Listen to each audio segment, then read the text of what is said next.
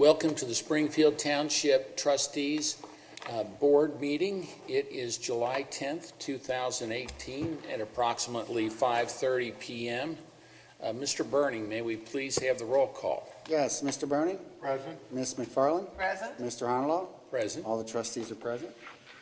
Next, would everyone please stand and join me in the Pledge of Allegiance? I pledge allegiance to the flag of the United States of America and to the republic for which it stands, one nation, under God, indivisible, with liberty and justice for all. The first thing that we have on our agenda this evening is the 2019 tax budget public hearing. Chris, do we have a report on that? Yes, thank you, Mr. Honolaw. As indicated, obviously, this is a required function under the Ohio Revised Code to have a public hearing regarding our tax budget. This is officially the first step in our budget process for the coming calendar year, 2019. In this particular case, as outlined in the statute, we did place a legal ad in the newspaper 10 days prior to this public hearing, and the proposed tax budget that's before the board this evening was available for review during that 10-day period. As the board is aware, as indicated, this is sort of the first step in our budgetary process, and it's one that is prescribed in state law and required for us to submit to the county auditor. What it does, essentially, that document shows actual expenditures and revenues that were received in 16-17. It shows it shows actual revenues and expenditures for the first half of 2018. And it also shows an estimated expenditure and revenues for the latter half of this year, and then our proposed or anticipated expenditures and revenues for 2019. What it really does is it allows us to, or actually allows the County Budget Commission and the Auditor's Office to provide us a certificate of estimated resources so that we can then propose and prepare our 2019 temporary and then finally our final appropriations for the year. As a document, it really just details what revenues we expect to get from local, state, federal sources. It also, we maximize our anticipated expenditures and are very conservative in our estimates for resources. Intentionally so, because we don't want to be in a situation where we've overestimated how much money we would receive and then come in and receive less. So we actually show worst case scenario from an expenditure standpoint, very conservative from a revenue standpoint, so that we're not in any sort of fiscal emergency or issues in the coming calendar year. So that's essentially what the process is and what the tax budget does. There are some counties throughout Ohio that have adopted an alternative method where an actual tax budget isn't required to be prepared or submitted. They just require some very summarizing documents with the same information. However, in Hamilton County, we still use the tax budget method. Therefore, as in every year since I've been here and many before that, we are preparing that tax budget and before the board tonight, which has to be adopted by law by July 15th, has to be submitted to the county auditor by July 20th, which would then allow the county again to give us back our certificate of estimated resources by October 1st of this year, so that then we can then move into the second half of our budget process, which is starting to prepare our temporary appropriations for the next year. So that is essentially it. I don't really have anything else to add. I want to thank Kim Cox, our finance director, who's here in the audience tonight, for preparing this document. It does take a lot of work to get it together. She and I have had some conversations back and forth and some estimated revenues where we may expect to get revenues, as well as what do we anticipate from an expenditure standpoint. So it did take some work on her behalf, obviously mine and department heads as well. She's here if the board has any questions of her as it relates to preparing this document. But that really concludes. Do we have any copies of it? Yes, they're actually on here, because somebody out there asked me for a copy. I told them they could get it during regular business hours. You can, and it's been available for review for the past 10 days as well. But yeah, we can get whoever was requesting a copy. We can get you a copy. Okay. Well, very good. Thank you, Mr. Gilbert. Are there any questions of the board? No, it's a pretty routine thing that we do each year. Something we're required to do by law? Exactly. And we're following the law. Kim, we appreciate all your hard work, keeping us on the right side of the law. Okay, very good. Next, on our agenda, I am pleased to say that we have a special award here this evening for Alversa Prentecito, and this is an academic achievement award. And Kim, I believe you have some words to say, and let's go down in front. And Alversa, will have you come up here in front, if you would, please.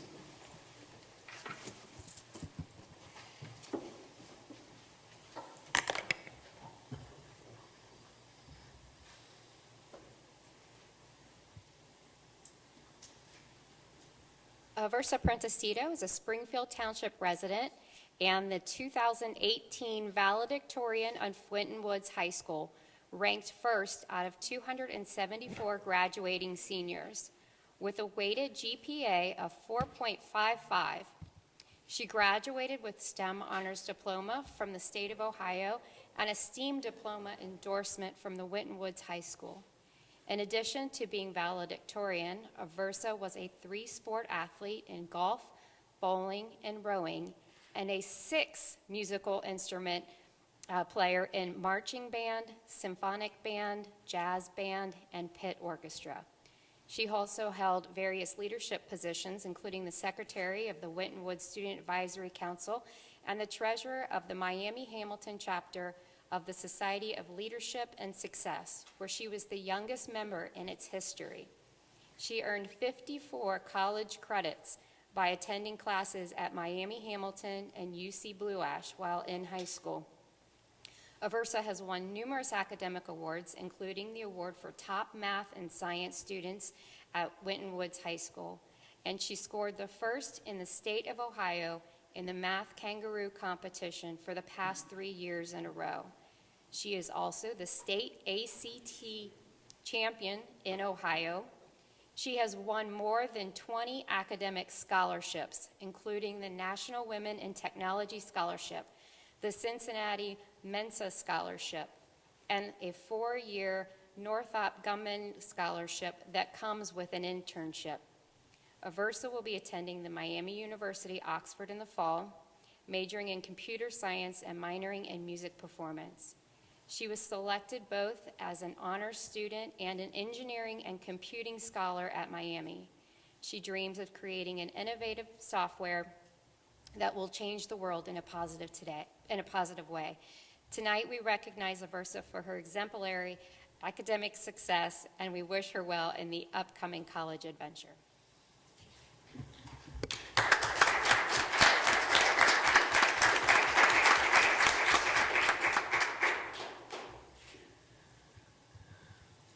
And Versa, what an outstanding job. I mean, that is just unheard of, all those awards and honors that you've gotten, and it's just in achievements. I mean, it's just incredible. Now's the part where you get to give us a speech. Do you want to do that? I would just like to say, too, I was there when she was recognized at the Winton Woods school system, and it's such an honor to have someone at that school graduating with those honors that lives in our township. And it's also such an honor because she's going to my school, Miami University. So, I had to put that plug in there. That's right. I'd just like to say thank you for this honor, and I'm excited to go to Miami in the fall. Thank you.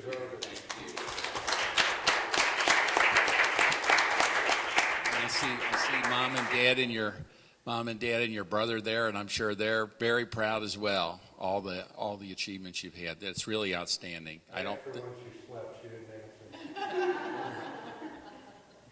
Congratulations. Congratulations. Thank you. Great job. Good luck.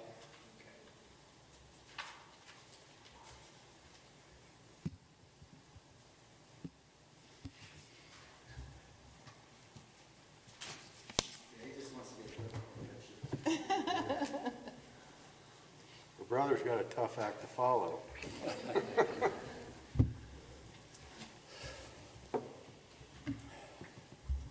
I echo Gwen's sentiment. I'm a Miami grad as well, so good luck. Got lots of them in here. I was wondering when you were going to say something. Okay, next on our agenda this evening, we have approval of minutes for a regular session meeting on June 12, 2018, a special meeting on July 2nd, 2018. Do we have a motion to approve those minutes as drafted? So moved. Second it? All those in favor? Aye. Motion carries. Next, Mr. Burning, do we have a fiscal officer financial report? Yes, Mr. Honolulu.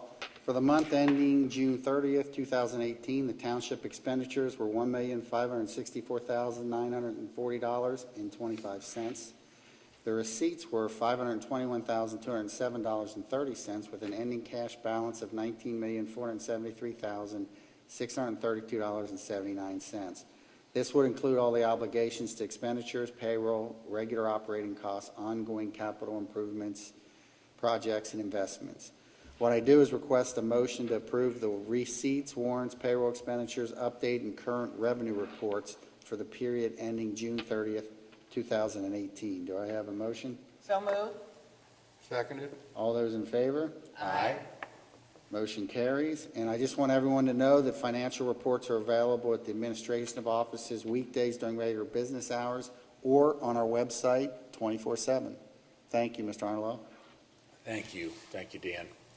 Next, under action items, Mr. Gilbert, do we have a report? Yes, thank you, Mr. Hunter Law. I do have several action items this evening. The first two are liquor permit hearing requests by 8391 Vine Street LLC, otherwise, I guess, known at the location of 8397 Vine Street. And then we also have a liquor permit request for Leon and Leon, otherwise, I guess it'd be Cancun Restaurant there on Hamilton Avenue. So, Chief, I don't know if you have any objections to either one of those. There's no objection. These are just change in stockholder percentages is what they are, required by law to notify us. I was wondering about that because it doesn't show that it's from somebody to somebody. It's the same entities. Right. Okay. So, being that there are no objections, I would entertain or ask that a motion be entertained to send the appropriate paperwork to the Ohio Division of Liquor Control. For both of them? Yes. Do we have such a motion? So moved. Seconded. All those in favor? Aye. Motion carries. Additionally, we do have two additions now to the approved caterer list, and I'm going to have a conversation with Mr. Snyder later because these are not the most easiest names to pronounce. So he couldn't pick two nights to have.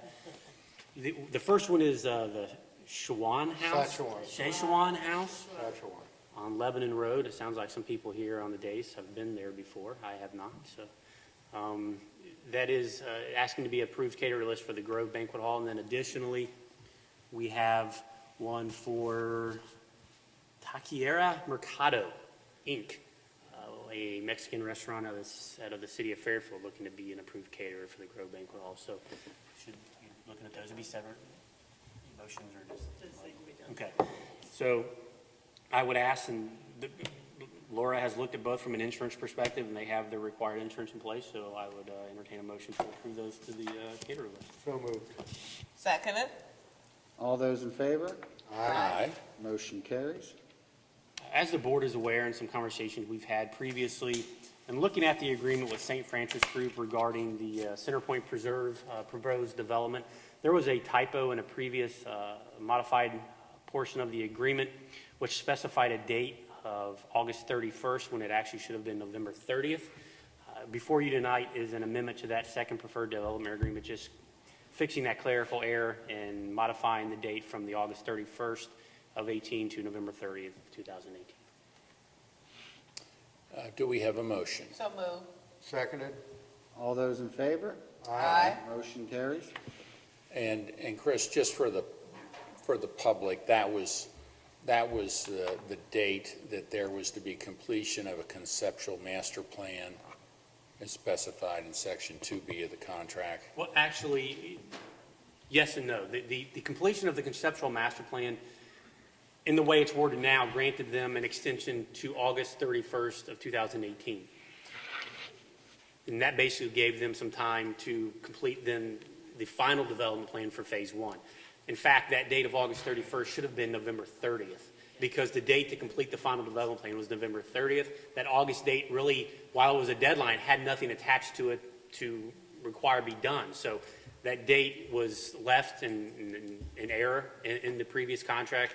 Therefore, the actual deadline is November 30th for St. Francis Group to have a final development plan approved for Phase 1 of the development. As you know, the conceptual master plan has already been completed and approved, which is what, in theory, not in theory, but which is what technically extended the deadline to November 30th. Does that make sense? Yes, it does. It does. It's the two now are coincide. Exactly. So That's fine. it's a motion relative to that. We passed that motion, yes. Yeah, go ahead.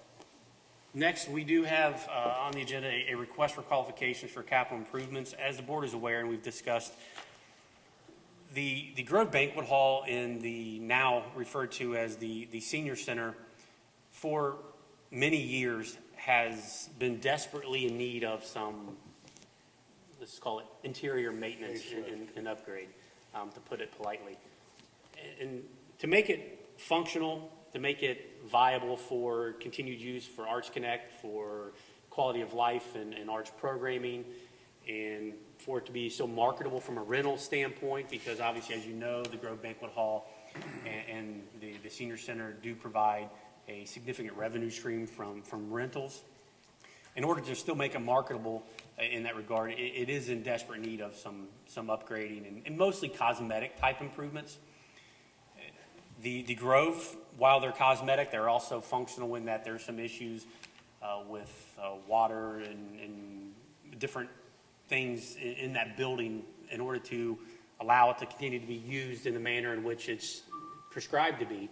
Is going to take some work to get it up to speed. So as a result, we are looking at, as opposed to just piecemealing these improvements over a period of time, would it be possible to utilize TIF funds and the revenue in which those TIF funds provide to go out and borrow some capital to invest into those two buildings to make them functional, to make them viable for the future, and to really do what's necessary to make them usable. Arts Connect has a lot of momentum. As the board is aware, there's a lot of things, positive things happening. We need to create a space in which that programming, that quality of life programming, that arts programming, things that we provide to the community have a place for those things to happen. Additionally, those two facilities provide a great public service for us and spaces for us to meet. They're very flexible spaces for us to have public meetings and things, so they do serve a purpose from a governmental standpoint as well. So as a result, we have put together a request for qualifications that we would like to send out to various architectural and design firms to garner interest and see if we can get somebody that would potentially partner with us, that we could contract with to design those facilities. The idea would be to take the Grove, obviously, and make it the best as that facility can be. At the same time, hit the sweet spot from a marketability standpoint for rentals. With the Senior Center, I think the idea with Arts Connect is to really rebrand it, to make it now the Community Arts Center rather than the Senior Center. The Senior Center programming wouldn't go away. It would just be enrolled within what we do now with Arts Connect, and would be an offering, a service offering that we provide no differently than arts classes or music classes or whatever else. So I think having an updated Arts Center, we already have the facility. We've already invested in some of the infrastructure in it regarding the HVAC. And we now need to turn and look at make the cosmetic improvements that are necessary to continue it to be marketable and usable for even us as governmental purposes. Lastly, part of this RFQ would be to look at a more permanent space to provide those outdoor community gathering and event spaces, like an outdoor amphitheater. And on this site as well. I know we spoke about the Center Point Preserve just a second ago, and we had ideas of doing this down there. I think our ideas have shifted. Not that the development shouldn't happen, but maybe these components shouldn't be part of that development, and we should look at exploring those and providing those opportunities and those spaces here on our civic campus where we already have the facilities. We can provide those services and those offerings here much more economically here than we could by building new at the Center Point Preserve development. And we have the space. The infrastructure is already here to do it. We have the parking, we Right. have the restrooms, we have the buildings. For Yeah, sure. it makes a lot of sense. And, as much as, you know, we've had a vision that maybe someday we have an arts center at Center Point Preserve, you know, you have to look at the economic realities and what can we do to like achieve that goal much sooner. And I think it makes a lot of sense if we use these TIF dollars. Those are funds that by state law are earmarked to certain things. They have to be used within the TIF district. We would have a revenue stream from the increase in property taxes from the redevelopment of Winton Road. It has to be used in the Winton Road corridor, allows us to pay this debt back. I think it's a great idea, Chris. I commend you for it. Well, and from a clarity perspective, the TIF district, you know, to your point, isn't necessarily raising taxes. It's capturing that incremental value from the current value that the tax is generating to what the new appraised value would be. It doesn't raise taxes. Those are funds that can't be used for any other purpose. Yeah, I knew what I meant, but I probably didn't say it clearly. Yes, correct. I just wanted to be clear that it isn't raising taxes. It's simply capturing taxes that can't be used for any other purpose other than these capital improvements in the TIF district. And the TIF district's something that's been in place for many, many years. What? Almost Probably. 20 years. Has it been that long? Yeah, almost. Long time. And it's funding that we've used for other things on the streetscape, replacing light poles, signage, the flower baskets, the banners, all come out of the TIF fund. Because those funds can't be used for anything else. We can't use them for police, fire, or roads unless that road somehow is benefited to the TIF district. We did use some funds and are using funds to pay the debt service down for the improvement of Hempstead. Every other street that comes off of the TIF district is a county road. So therefore, those funds can't be used for that. I think it's a good utilization of space that we have. We already have it there. Our community's become quite used to coming there for activities that's going to enhance the community and families as well. And I like the fact that we're creating a new vision and rebranding that facility because there are a lot of organizations that use that facility. And it's a great place, I think, for it to be a community facility, you know, rather than just calling it a senior And along center. those lines, Gwen, I think we already use, you know, the area out there all the time for Yes. different events, whether it be touch the, you know, whatever it is. Yes, We just had an event there a couple of weeks ago that was very well attended when the Absolutely. helicopter landed. And I just think leaving it all here where everybody's kind of used to coming is probably I agree. a good idea. It's self-contained. Plus the parking at the other, the cost to try to put parking for an amphitheater at Center Point would be cost prohibitive.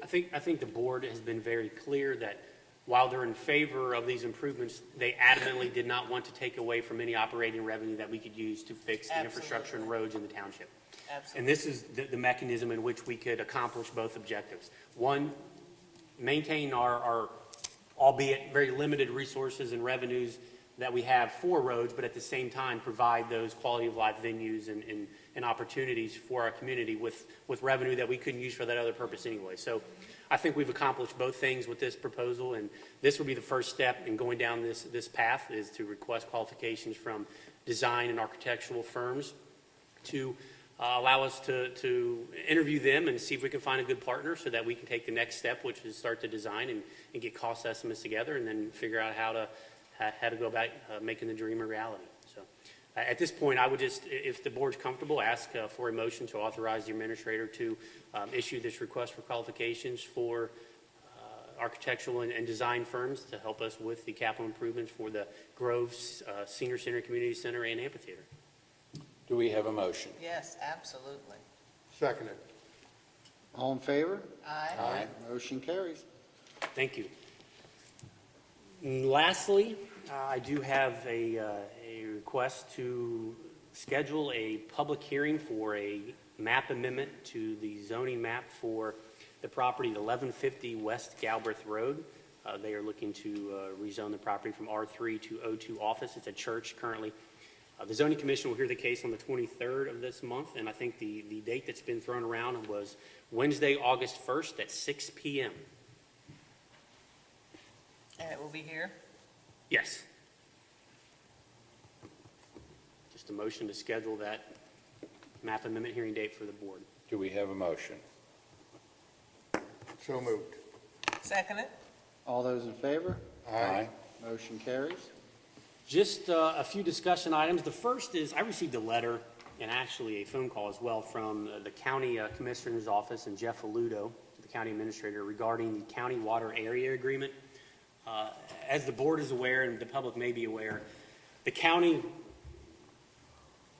negotiation in rates for water rates for the county that's purchased from the city of Cincinnati and Cincinnati Water Works. Currently, there is a multiplier that county residents pay roughly a third more than city residents for that water. So there's a 1.33 multiplier rate that is on there.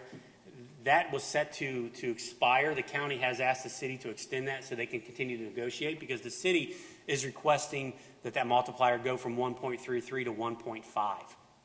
And the county is objecting to that, and they are looking to extend the current agreement of 1.33 time for some time so that they can hopefully allow it to remain at that same rate. So it's just FYI that the county has reached out to us, letting us know that they are working diligently to try and persuade the city to move off of their request of 1.5 and keep it at the current 1.33 multiplier rate. So, Is there anything that we can do as far as maybe sending a letter, asking them to consider keeping it at the 1.33? I mean, I'll reach out to Jeff at the county and see what he says in regards to that. I don't want to do anything that's going to jeopardize his conversations or negotiations with the city, Okay. but I'll definitely reach out to see if he thinks that would be of any benefit. Okay.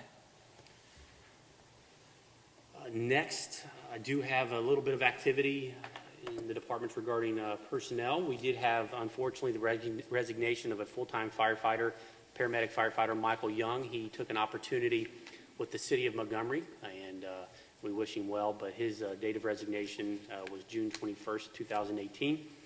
We did also, as of June 30th, receive the resignation of part-time EMT firefighter Mark Bittner, as well as on July 2nd, the resignation of part-time medic firefighter Cy Wilson. In the Public Works Department, we did receive the resignation of Gabrielle Barreto, seasonal labor, just a summer help, I'm assuming going back to school, Mike. And then also, we did hire a seasonal laborer of Andrew Harrington as of June 16th. And I'm not sure how long Andrew's going to be with us, but is it a short stint or Yeah, a short stint. Okay. We could use that. Yeah, just fill in the gap until summer's over, I understand. So that is all the activity that we have in the personnel in the various departments. And next, I'll turn it over to Kim for Community Events and Programming. Thank you. This Friday, in preparation for the Art Center remodel, we are reaching out to young professionals to gather their ideas for an updated center. And that event is going to be held at 6:30 p.m.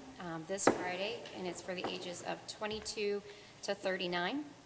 Then on July the 19th, we're back at our summer concert series. So next Thursday, we've got the band Three-Piece Revival. The food truck is Pit to Plate. So the food truck is at 6 o'clock p.m. and the concert starts at 7. And then on July 27th, we have our next Arts Connect Cafe event, which is the lunchtime concerts where they're out on the front plaza, and the performer is Tracy Walker, and the food truck is Hot Mess. And that goes from 11:30 to 1. Thank you. Thank you, Kim.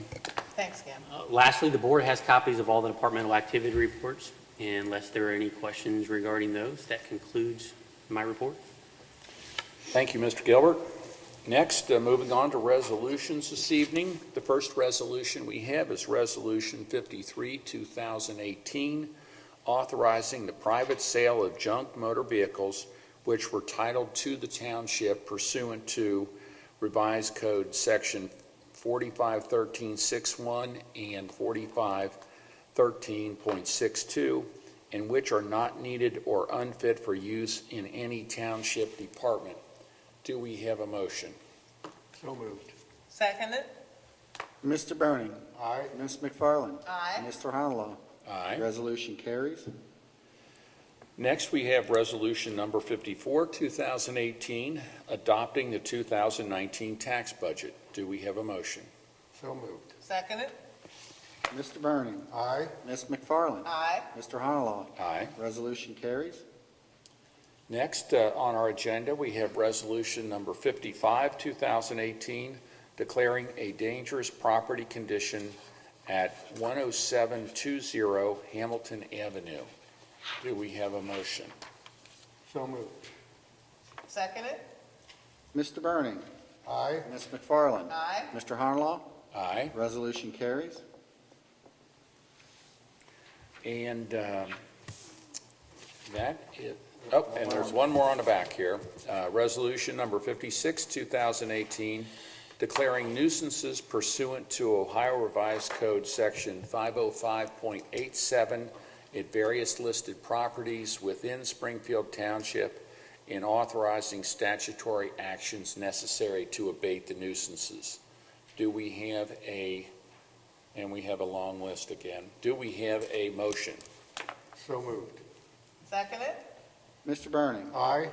Ms. McFarland. Aye. Mr. Honlaw. Aye. Resolution carries. Next, do we have any old business before the board? I do not. New business? I would just like, it's old business, I would just like to thank all of the communities in the township that participated in Independence Day parades. They had outstanding turnouts in the neighborhoods. In fact, there's one community, which is my community, that didn't do too well, but they are determined next year that they're going to catch up with some of those that in our surrounding areas. So it's motivating our community to stay involved. And I'm always amazed at how many bicycle riders are in the parade. And at the one parade that we were in and I rode with our police chief, we were surrounded by bicycles. And I said, we got to watch those little bicycle riders because they got in front of us like they were in charge and they led the parade. So I know in my community, we really have got to tighten up and make sure that we have a better turnout for next year. But I just want to commend all of the communities that participated in getting their communities engaged and participating in this type of activity. That's all I had. Thank you, Gwen. Next, under citizens' participation, if there's anyone here that would like to address the board this evening, we would ask that you come up to the podium and state your name and address for the record. Is there anyone that would like to address the board?